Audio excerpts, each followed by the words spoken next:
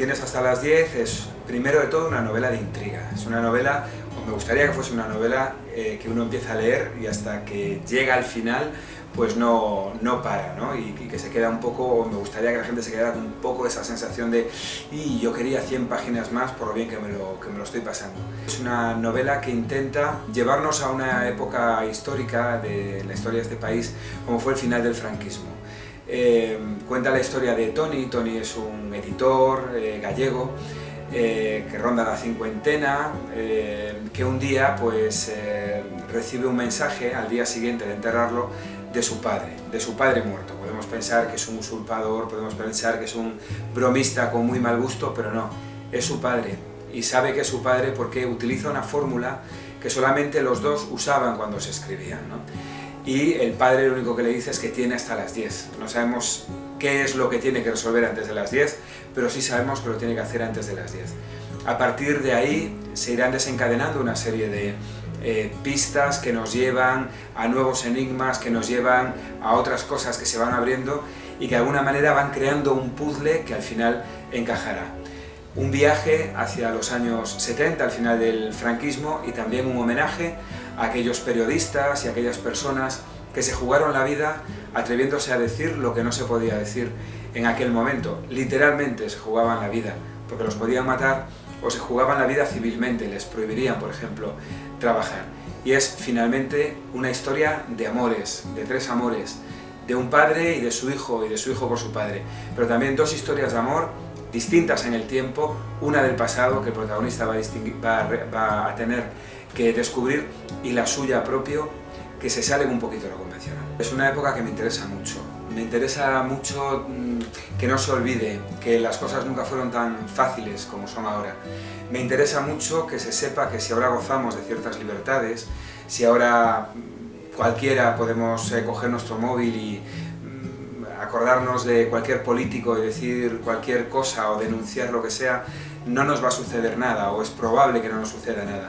Hubo una época muy reciente en la que pasaban cosas muy gordas en este país. Había una anomalía política brutal, es decir, Portugal era una democracia, Francia era una democracia, todo era digamos, lógico y normal, y en España había una dictadura militar.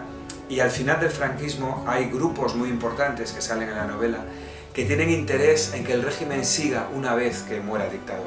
Estaba claro que el dictador se iba a morir por una lógica de edad y de su enfermedad y de que no iba a durar 1000 años como a más de uno y de una le gustaría, ¿no? Pero había gente que quería continuar con eso, había gente que estaba dispuesta a bombardear cualquier clase de régimen democrático que naciese ahí. Y me interesaba también homenajear a esa gente, ¿no? Y sobre todo porque me preocupa bastante, primero que se olvide, y después que veo como en muchos países europeos, por fortuna aquí no, la ultraderecha está subiendo como la espuma y con una fuerza que me hacen tomarme en serio aquello de que el hombre es el único animal que tropieza 2 veces en la misma piedra. Es decir, volvemos a ver grupos muy fuertes, muy crecidos, que hace 60 años pues, causaron una terrible guerra mundial. Los mecanismos de la creatividad son siempre muy difíciles de explicar, ¿no? Nunca sabemos muy bien cuál es ese chispazo que hace que nazca una historia. Yo sí sabía que quería contar una historia en esa época, y sí quería también que estuviese en nuestra época y obligar al protagonista a viajar a otro tiempo, un tiempo que no vivió más que como niño. El protagonista es de Vigo, como yo, está calvo, como yo, es editor, yo también soy editor, y por lo tanto los paralelismos biográficos son escandalosos, está en primera persona, es muy biográfico, ¿no? Entonces, yo tengo muchos recuerdos como niño de cosas que sucedieron. Esa era una de las ideas. Y luego recuerdo que leyendo La Isla del Tesoro, releyendo, porque yo creo que es el libro que más veces he leído en mi vida y tengo muchas ediciones, y la gente que me quiere pues me regala siempre ediciones nuevas de libros de Stevenson.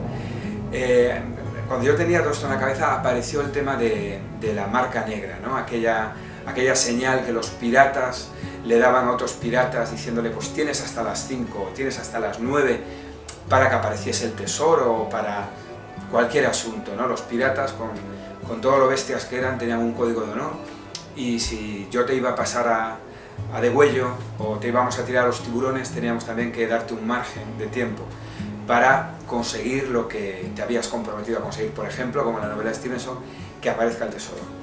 Entonces, como Stevenson tiene una importancia muy grande en la novela, y Verne y Salgari es también un homenaje a los clásicos, pues me parecía que era una manera simpática de empatar con la Isla del Tesoro. Las fronteras entre edades, especialmente entre lo juvenil y lo adulto, cada vez son más difusas, ¿no? Es decir, ¿qué es Juego de Tronos? ¿Es literatura juvenil? ¿Es literatura de adultos? No está nada claro, ¿no? Y a los editores nos gusta mucho hablar del crossover, de esa zona volátil y nebulosa, ¿no? En la que, pues eso, tenemos chavales de 16 años que empatan muy bien con esas historias y tenemos gente de 40 que también, ¿no? Bueno, sucede en la literatura, sucede pues, con todo el fenómeno de las series, etcétera, etcétera.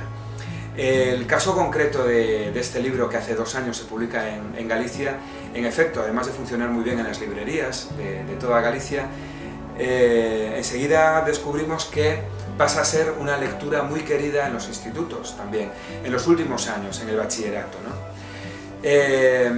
Pero no es una novela juvenil. De hecho, esta novela, en su original gallego, recibe uno de los premios más bonitos que un escritor puede recibir, que es el premio Fray Martín Sarmiento como mejor novela de adultos. El premio Fray Martín Sarmiento no es un premio al que tú te presentes, es un premio que deciden las lectoras y los lectores.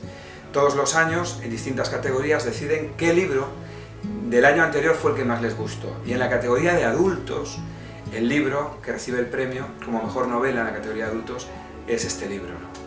Entonces, bueno, es un fenómeno que quizás no tiene mucha explicación, la explicación es la que he intentado dar, ¿no? Yo creo que cada vez estamos más... establecer fronteras cronológicas es muy complicado, exceptuando el álbum infantil, que claramente es para prelectores, el resto empieza a ser cada vez más difuso.